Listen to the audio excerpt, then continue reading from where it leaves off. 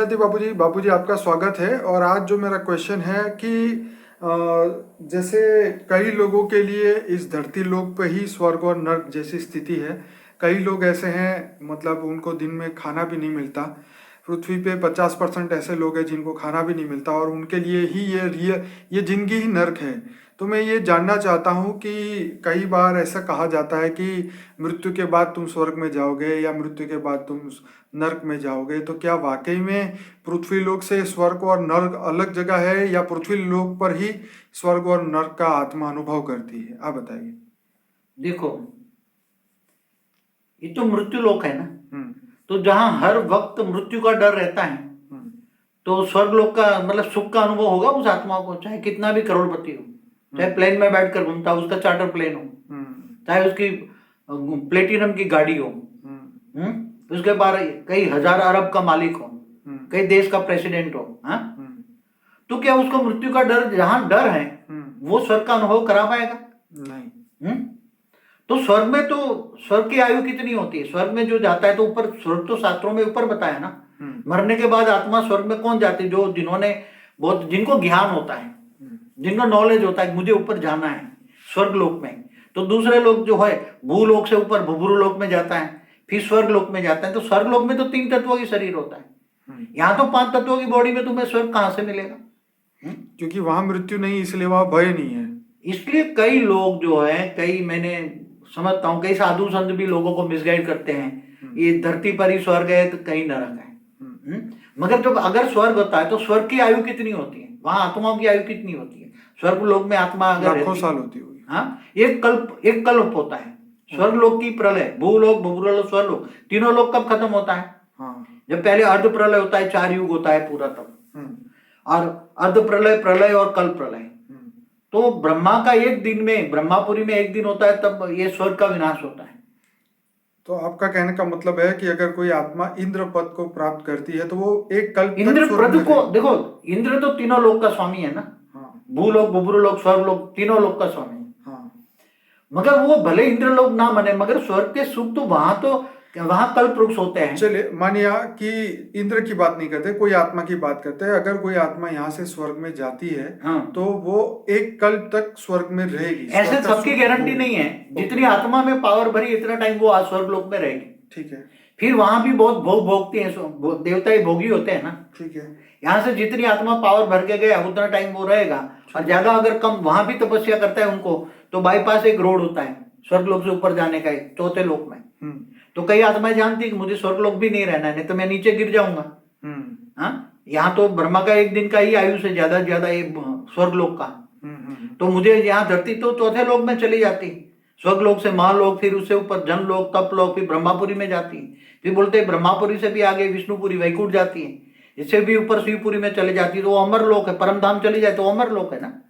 परमधाम आत्मा निराकारी बन गया तो कर्म बंधन टूट गया, तो अमर बन गई ना। निराकारी आत्मा माना तो वो स्वर्ग। कहाँ ऐसे स्वर्ग, मिट्टी की दुनिया को, 5 तत्वों की दुनिया को तुम स्वर्ग में कहते हो? हाँ, मन उसका कभी इतना भटकता है यहाँ। मतलब भौतिक सुखों को देख के इंसान एक संज्ञा पैदा करता है कि भाई ये तो स्वर्ग में जी रहा है। जो ये कहता है धरती पर ही स्वर्ग और नरक है, तो वो मैं कहता हूँ इससे बड़ा कोई अज्ञानी धरती पर कोई आई नहीं। उसको नए पैसे का ज्ञान नहीं है, वो जानवर बुद्धि है, पत्थर बुद्धि है। गीता में कहा है ना, जो जानवर बुद्धि, पत्थर बुद्धि वाले मनुष्य बन गए, वो जानवरों जैसी जिंदगी जीता है, खाना पीना और मर जाना, फिर बाद में भूत बन के भटकना, यही जानवरों की जैसी जिंदगी होती है मेजोरिटी आत्माओं की।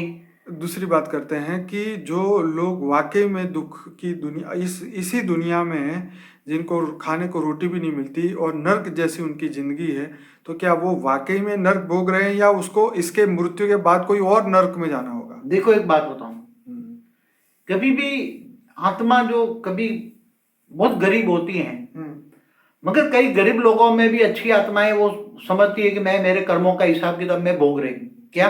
ठीक है।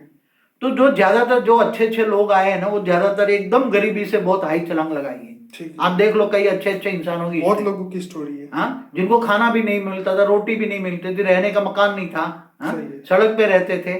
सड़क छाप गाने वाले आज कहाँ पहुंच गए, आप देख लो कई हिस्ट्री। ठीक है। तो उसको अब वो कर्मों के कारण गरीब घर में उसने जन्म लिया, मगर उसका आगे का भविष्य अच्छा था, उसके अच्छे कर्म पुरुषार्थ अच्छा था, वो रोती नहीं थी कि मैं भिखारी हूं, मैं भिखारी हूं, भीख मांगने लग जाऊं। आत्मा में स्वमान था, स्वमान। तो ऐसी आत्माएं बहुत आगे निकल जाती है। देखो गरीबी और पैसे वाला, मैं तो समझता हूं कि आज के जो पैसे वाले हैं ना, इससे गरीब की झोंपड़ी में जो ज्यादा सुखी होते थे। मैंने अधिकतर देखा है। वो तो सबके अपने अपने नहीं, नजरिए वो अपनी अपनी थियरी में मगर हर कोई आत्मा देखो, जो कई बार मैं खुद भी अपनी बात कहूँ तो जब मैं खेत में काम करता था मुझे बहुत अच्छा लगता था। मैं अच्छा हूँ, हवा अच्छी है, खाना भी इतना भूख लगती थी, इतना मजा आता, बाजरे का रोटा खाने का इतना मजा आता था। वो जिंदगी, वो सुख जो अनुभव है वो मुझे आज नहीं है। आज कितना ज्ञान है, सब कुछ है, तो भी मैं कभी सोचता हूँ अच्छी हवा तो नहीं मिलती यार, रहकर भी तो क्या खाने का। अरे तो बाबूजी वायुमंडल बदल गया, समय बदल गया, पॉल्यूशन बढ़ गया, पॉपुलेशन बढ़ गई, तो ये तो तो रिवर्स मगर मैं बात करता हूँ वो उसी टाइम गरीबी थी। हाँ, मगर आज मेरे पास सब कुछ होते हुए भी मैं वो सुख का अनुभव नहीं कर सकता ना। क्यों? केवल ज्ञान भी सुख नहीं देता। अब बुद्धि से मैं जब उपराम रहता हूँ, ऊपर की दुनिया में जब आत्मस्वरूप में स्थित होकर ऊपर की दुनिया में जितना टाइम जाता हूँ तो मुझे बहुत परम सुख का अनुभव होता है। और जब धरती पर मिट्टी की दुनिया में आता हूँ तो फिर देहभान होता है, जहाँ देह में, तो ये तो अलग अलग है ना, हर आत्मा का अलग अलग है। जो पहले ऋषि मुनि होते थे तो कई हजारों साल तपस्या करते थे, कई युगांतर तक तपस्या करते थे, तो वो अपनी एक सूक्ष्म शरीर बाहर निकाल के ऊपर के लोगों में चले जाते थे ना। नहीं, हम बाबूजी यहाँ बात ये कर रहे थे कि जैसे कोई आदमी मतलब नर की, जैसे खाना भी नहीं मिलता, पानी भी नहीं मिलता, पीने का पानी नहीं, घर नहीं, रहने को कुछ भी नहीं है उसके पास, और रोड पे ही है, तो वो क्या अभी नर्क की जिंदगी की शुरुआत है या इसको और भी नर्क में अभी जाना है? देखो गरीबी तो पहले से आज के जमाने से नहीं है। हाँ, वो तो धरती पर हमेशा गरीबी अमीरी अब दो चीज तो रही हुई है। ठीक है। राजा और रंग पहलों की कहानी, आज की कहानी नहीं है। तो मतलब उसको हम स्वर्ग और नर्क से डिफाइन नहीं कर सकते। देखो सतयुग नर्क में एक अलग जगह है। सतयुग, त्रेता, द्वापर, कलयुग करते करते कलयुग में क्या, त्रेता में भी नहीं, ऐसा नहीं होते, राम के टाइम पर ऐसे गरीब नहीं होते थे। होते थे, हाँ, त्रेता के अंत में नहीं होते थे। त्रेता के अंत से त्रेता के मध्य से शुरुआत हो जाती, गरीब राजा और रंग दोनों हो जाते थे। आप रामायण देखो तो रामायण में है ना, रंग जैसे होते थे। बिल्कुल। तो राजा और रंग तो अपने कर्मों के हिसाब किताब से होते हैं। ठीक है। और तो जैसे बाबूजी बताया जाता है कि 55 करोड़ नर्क है, तो वो तो धरती से देखो, हमारी जो धरती थी ना पहले की है, पहले का सब ब्रह्मांड के वर्णन जो किया है ना पूरे हमारे ब्रह्मांड का, हमारा ब्रह्मांड का जो वर्णन है वो 7 पाताल लोक होता है। ये धरती से नीचे अतल वितल सुतल रसातल महातल पाताल, और फिर नीचे, इसके नीचे 55 करोड़ नर्क होता था। तो वहां नरक में आत्माएं को जाती थी, पहुंच जाती थी, उसको वहां दुख दर्द का एहसास होता था, तो नरक में चली जाती थी आत्माएं। और आत्मा की पावर गिरती है। आप ये सोचो कि आत्मा नरक में कब जाती है और स्वर्ग में कब जाती है। स्वर्ग में आत्मा में पावर, स्वर्ग में ऊपर जाने का, और नरक में माना नीचे गिरने का, धरती से नीचे, पाताल लोक से भी नीचे। तो आत्मा को ऊपर जाना है, ऊपर के लेयर में जाना है। आज साइंस की भाषा में बात करें तो ऊपर के लेयर में जाना है। क्या बोलते हैं उसको, वो थियरी, हायर डायमेंशन में जाना है। वो थियरी बताई ना उसने, तो ये थियरी के 10वें डायमेंशन में जाना है। तो आत्मा को 10वें डायमेंशन में जाने के लिए वो आत्मा की शक्ति तो चाहिए ना। हाँ, तो आप पहले नहीं जाते थे, शुक्र ग्रह वाले शुक्राचार्य नहीं अपने ग्रहों पर जाते, धरती पर आते थे। गुरु बृहस्पति, गुरु तो गुरु के मालिक थे, मंगल, सभी धरती पर आते थे, जाते थे, ग्रहों पर जाते थे। अपने ब्रह्मांड में, पूरे ब्रह्मांड में आप जाने की, आने की शक्ति थी। और दूसरे ब्रह्मांड वाले भी हमारे ब्रह्मांड में आते थे, गैलेक्सियों से दूसरे ब्रह्मांडों में जाते थे, यूनिवर्स तक जाते थे। महाब्रह्मांड, परम महाब्रह्मांड होते थे ना। मतलब ये हुआ कि कोई भी मनुष्य अपने सुख और दुख के हिसाब से इस धरती पे स्वर्ग और नरक की कल्पना कर रहा है, लेकिन ऐसा नहीं है। स्वर्ग फिजिकली अवेलेबल है और वो पृथ्वी से भी ऊपर है, और नरक भी है जो कि पृथ्वी से नीचे की डायमेंशन की ओर है। ये हायर डायमेंशन है, वो लोअर डायमेंशन है। और रियलिटी में मतलब किसी को यहाँ सुख मिल जाए तो वो स्वर्ग में ये तो क्षणिक सुख होता है ना, धरती पर तो क्षणिक सुख होता है। हर पल मन का भाव बदलता है ना। बिल्कुल। एक पल में, एक बात बताऊं, कई करोड़पति होते हैं, हमने देखा है। हमने यहाँ बहुत पैसे वाला है, बहुत अहंकारी है, अरे मैं तो बहुत सुखी हूँ, ऐसे बहुत अहंकारी होते थे पैसे वाले पहले। और उसे यहाँ जहां भी इनकम टैक्स की रेड हुई तो वो जैसे ऐसे गिर जाते थे कि उसको डॉक्टर बुलाना पड़ता था, इंसेंटिव केयर में दाखिल करना पड़ता है। तो उसका स्वर्ग कहाँ गया मुझे बताओ, एक पल भर में। हाँ, पर उसको इनकम टैक्स का नाम देते वो बेहोश हो जाता है दोबारा। वो तो बापूजी हाँ, तो उसका स्वर्ग कहाँ गया भाई? या वो नरक में चला गया ना एक पल में। हाँ, मेरा तो सब लूट गया ना, मैं तो ले गया ना, सब ये लूट गया ना, मैं बर्बाद हो गया, इतना बोलते थे वो लोग। ये तो बापूजी कई बार हमने वो दुनिया देखी है ना। हमने कभी भी मतलब ये जैसे हम न्यूज़ पढ़ते हैं कि करोड़ रुपए की गाड़ी लेके जा रहे हैं, लेकिन वो एक्सीडेंट अगर होता है तो वही उनके लिए नर्क समान बन जाता हाथ है। पैर कट जाता है तो क्या होता है पूरी जिंदगी। हाँ, बिल्कुल बिल्कुल। तो ये देह का अहंकार, ये मतलब ये सब चीजें, ये क्षणिक सुख है। यहाँ क्या है? क्षणिक सुख। एक एक पल के अंदर बदल मतलब जाएगा। यहाँ पे मनुष्य जो है स्वर्ग के सुख की कल्पना भी नहीं कर नहीं कर सकता। और स्वर्ग का सुख से आगे जाओ ना, ऊपर अमर लोक में जाओ ना, परम धाम जाओ ना, जहाँ पर ब्रह्म परमेश्वर निराकार, हर कोई ब्रह्मांड का निराकार परमात्मा पर ब्रह्म परमेश्वर रहता है, उसके बाद जाओ ना। और उसे भी आगे तुम हाई क्वालिटी है तो गैलेक्सी के महापरम धाम जाओ ना। महापरम धाम है, इससे आगे महापरम धाम है, 9 कला से आगे 16 कला में जाओ, 16 कला से 25 कला जाओ, 100 कला तक जाओ। और अगर तुम बेहद की कला की आत्मा हो तो बेहद कला के परम धाम में जाओगे। तुम ऐसा ऊंचा सोचो ना, नहीं ऐसे क्यों सोचते हो? ये तो अज्ञानता की निशानी है। सब सोचने वाले मैं समझता हूँ कि कहने में ऐसा नहीं है, अच्छा नहीं लगता अपने मुंह से। तो ये तो आपने बहुत अच्छी तरीके से भी क्लियर किया कि स्वर्ग, मेरी कई वीडियो में मैंने बोला हुआ है, हर बात कहता हूँ, स्वर्ग ऊपर होता है, अमरनाथ ऊपर होता है, परम धाम मना अमर लोग, आत्मा अमर बन जाती है। मगर वहां भी असली अमर तो नहीं कहेगी ना। जैसे ब्रह्मा का 100 साल पूरा होता है तो बनाने वाले पर ब्रह्म परमेश्वर जो निराकार शिव मैं कहता हूँ उसको, तो उसमें भी पावर खत्म हो जाती है। कब तक ब्रह्मांड को चलाएगा? ब्रह्मांड की एनर्जी तो होती है ना। तो वहां भी वो परमधाम ही खत्म हो जाएगा ना। शिव सूर्य में प्रवेश करते कालग्नि पैदा करके पूरे ब्रह्मांड को अपने अंदर वापस समा लेता है। ऐसी तरह महाशिव भी है, महाशिव महाकाल के अनंत कोटि ब्रह्मांडों को अपने रोम रोम में समा लेता है। तो कहाँ गया वो अमर लोग? भी बदलते रहते हैं ना, परम धाम महापरम धाम, अलग अलग कैटेगरी के है ना। तो आपका कहने का मतलब ये है कि ये मृत्यु लोक है और मृत्यु लोक में स्वर्ग नहीं हो सकता। क्षणिक सुख हो सकता है। कितना? क्षणिक, पल दो पल। पल दो पल। हाँ, बाकी तो तीसरी पल में तो बदल जाएगा।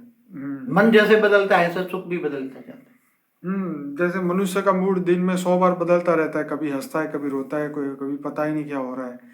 तो आपकी बात बिल्कुल सही है कि मनुष्य को ये ज्ञान के माध्यम से समझना चाहिए कि स्वर्ग वाकई में एक अलग जगह है, एक अलग डायमेंशन है।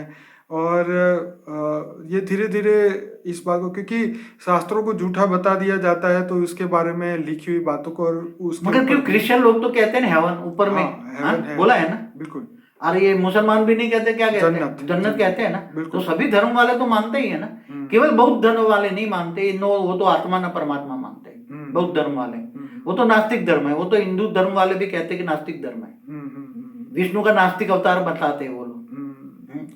चलिए, ये तो बहुत अच्छी बात है कि लोगों को ये वीडियो देखने के बाद पता चलेगा कि मतलब स्वर्ग और नर्क कल्पना नहीं है। वो तो ऐसा कहते हैं कि आत्मा यहाँ से जब निकल जाएगी तो उसका वायुमंडल में ही वो समा जाएगी। क्या हो जाएगी? वायुमंडल में ही समा जाएगी, बस खत्म, आत्मा खत्म। तो निर्वाण हो गई। क्या? निर्वाण हो गई। वो तो जितना ज्ञान होगा उतना ही तो आत्मा वो कीड़े मकोड़े जैसी होगी तो ऐसा ही ज्ञान सुनेगी ना। हाई क्वालिटी आत्मा होगी ना, हाई क्वालिटी, तो उसको तो हाई डायमेंशन में जाने की इच्छा होगी। मैं जाऊँ गैलेक्सी में, जाऊँ यूनिवर्स में, जाऊँ, क्यों बना, कैसे बना, उसके लिए हाई क्वालिटी आत्माओं को तो क्रिएशन ऑफ यूनिवर्स, मल्टीवर्स। वो तो बापूजी आत्मा खुद डिसीजन लेगी ना अपना कि मुझे कहाँ जाना है। तो आत्मा खुद ही ज्ञान से पहचान सकती है ना। ज्ञान है पहचान। ठीक है। जैसे डॉक्टर इंजीनियर की पहचान लौकिक ज्ञान है ना, ऐसे ये पार अलौकिक ज्ञान है, परम ज्ञान को उसको चाहिए। और परम ज्ञान न लिखा गया किताबों में। चलिए, ये तो आपने बहुत अच्छी बात कही। इस धरती लोक पे सिर्फ कर्म का हिसाब किताब होता है, बाकी जब हिसाब किताब से ऊपर आत्माएं जब निकल जाती है तो परम धाम से ऊपर चली जाती है। ये बात तो क्लियर की आपने। और कुछ कहेंगे बापूजी? बस कुछ नहीं। तो मैं सभी श्रोताओं को कहूंगा कि इस वीडियो के एंड में आपको जो लिंक मिलेगी, अनस्पोकन ट्रूथ बाय बापूजी और इंटरव्यू विद अनंत, तो ये 2 लिंक जो है जरूर से पूरी देखिए, क्योंकि जो लोग भी हमें ज्वाइन करना चाहते हैं उन लोगों के लिए कंपलसरी है। ये 2 प्लेलिस्ट के जो पूरे वीडियो 300 के करीब है वो पूरे देखें और उसके बाद ही हमारे कांटेक्ट करिए, क्योंकि ज्ञान के बिना हम लोग भी आपकी कोई हेल्प नहीं कर पाएंगे। और सभी प्लेलिस्ट के लिंक है इस वीडियो के नीचे डिस्क्रिप्शन बॉक्स के अंदर दी हुई है। वहाँ कांटेक्ट नंबर भी दिए हैं हमारे भाई बहन से जुड़ने के लिए। और इस वीडियो के एंड में आपको ये लिंक मिल जाएगी। आप सभी लोगों से रिक्वेस्ट है कि इस वीडियो को ज़्यादा से ज़्यादा लाइक करें, शेयर करें, कमेंट करें और व्हाट्सएप में अपने मित्रों से या अपने रिलेटिव को ये भेजिए ताकि उनको भी रियल कंसेप्ट पता चले कि स्वर्ग और नर्क क्या है, क्या वो धरती पे है या बाहर है। ऐसी बहुत सारी बातें जो जिसको हम मिथ्या मानते हैं या जिसको हम सिर्फ कथाएं मानते हैं, बापूजी ने उसको अच्छी तरीके से एक्सप्लेन किया है और परम शांति हम कैसे प्राप्त कर सकते हैं उसका भी बापूजी ने मेडिटेशन के प्लेलिस्ट में सब कुछ बताया है। तो सभी लोगों को बहुत बहुत धन्यवाद। बापूजी आपका बहुत बहुत धन्यवाद। परम शांति। परम शांति।